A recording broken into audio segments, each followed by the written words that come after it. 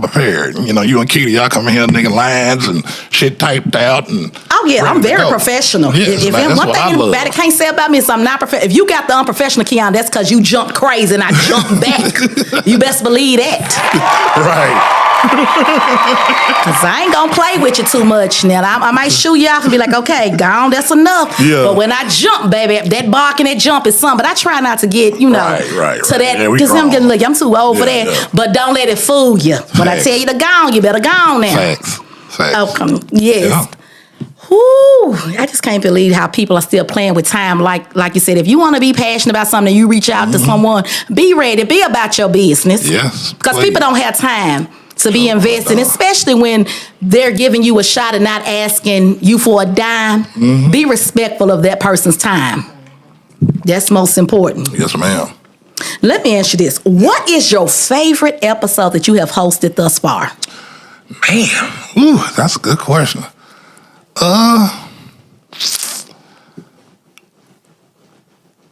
So many. I got like down there 60 shows. Your top one. My top one was with Big Bankroll Bunny.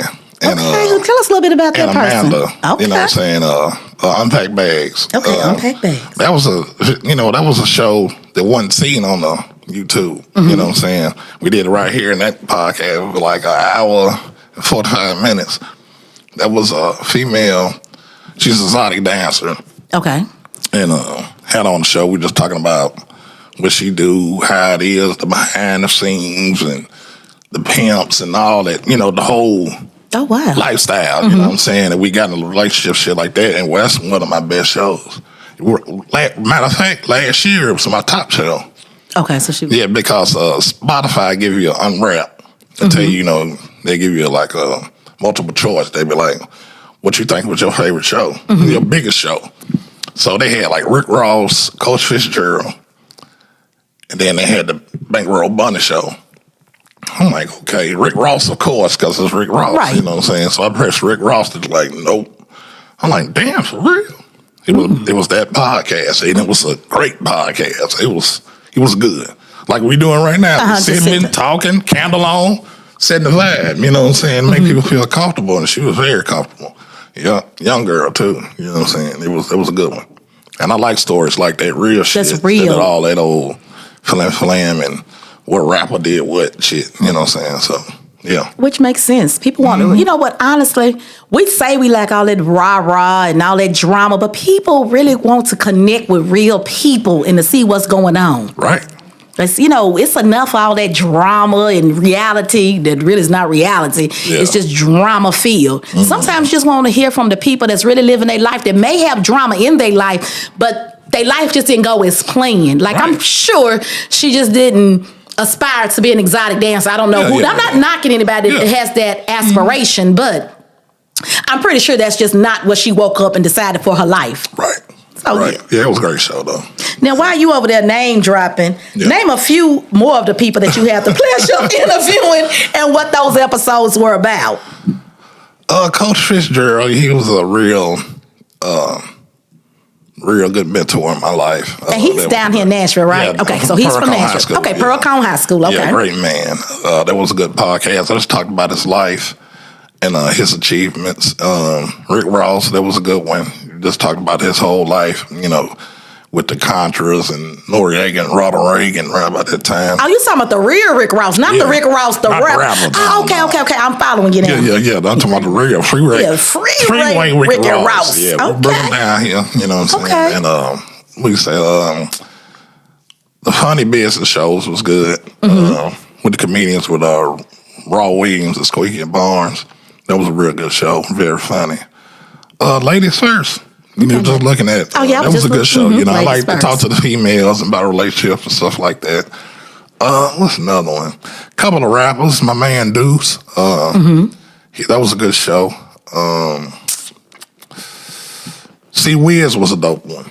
That was real. C Wiz, I know who C Wiz, DJ C Wiz. Yeah. We did him at Strikeout over there by the house. Okay, Strikeout Wings. I'm familiar with Strikeout Wings. Over there, you and Lane. You and Lane. Old Princess. If you're from Nashville, they're over there in the Old Princess spot. Yeah, man. 1, 2, 3. You and Lane. Nashville, Tennessee. Go holler at Big Fox. We say the Scatta Sites Entertainment, get 10% off your meal. Okay, I'm going to go over there and say Scatta Had to plug Sites. y'all real cool. I see you threw that plug in. I'm going to charge you for that. Strike out. Holla at your girl, the Kiana Scales podcast. Yeah. We can get you some shout outs over here. Man, get some people down there on Ewing Lane and get some of those wings. I've had those wings. They are good. Yeah, it is. But yeah, couple of the C-Wiz, 615th, the last one we did, Vertical Life was a good one too. Okay. Oh, yeah. I actually listened to that Vertical Life one. Yeah. That was good. Ricardo Warfield. Yes, about the app. Yeah. About, that taking your life to another level. So that taking you pivoting your life. Right. I like that episode. I did. And the earlier shows, it was like with Robert Sherrill. That was a good show. He was real good, and all of my Incarcerated Scarfaces series. I need to get another one in, but those series was real good. The ex-guys used to be street guys and, doing well in the community now. So, yeah. So we got a variety, man. We do rappers, singers, councilmen, lawyers, We just want to hear that real, So that's what the Cypher's about. That's it. Yes. So you just interviewing you just taking any and everybody. That's a who's who. Like you said, the who's who. Right. Come on here and pop your You ain't got to be a who's who. You know what I'm saying? So it's like, with a podcast, like, we don't shoot ours all the time. But I may have a topic, call you through. Hey, Kiana, we're doing a podcast. This is the topic. You know what I'm saying? I got a couple of few questions, and I know Mal go flow. I know Twan go flow. So this is go flow because it's just real. It's not scripted. So all things we was going off the topic. After that, you speak your real. Yep, real people, real conversations is what I like to call them. Real people, real conversations. That's what it's about. We ain't scared of to tackle any topic. Yeah, you know what I'm saying? And that's a good thing when you're not scared to tackle topics that can be controversial. Because sometimes people tend to I'm going to stay away from that. I don't want to talk about politics. I don't want to talk about this because you don't want to get, as I like to say these days, cancel culture, which is I still don't understand that. Right. I think people should be able to respectfully, I'm going to repeat that word, respectfully say how you feel about a situation. Because sometimes it's just like, oh, you scared to say, like the comedians now, they scared. Well, I'm not going to say everyone, but you know how they have to pull back on what they can say. That's not cool. I think we should be able to express, everybody should have, freedom of speech. Right. I don't understand when people say, oh, we're going to cancel because they said this. And then sometimes, can we give people grace? Because sometimes I may not know what's offensive to you. I'm not trying to be offensive. Like, I need people to understand that. Right. That sometimes things may come out of someone's mouth, and it's not that the way you're perceiving it may not be the intent. Yeah. So let's have a conversation when that happens instead of saying, oh, let's counsel this person for that. Yeah. That's my little spiel on that because I'm just not with the council culture. Now, unless it's something that you're trying to educate somebody on and they're still saying, like, let's say the N-word and somebody of another ethnicity shouldn't be saying it, and they just keep on, then they're just doing it to spite you at that point.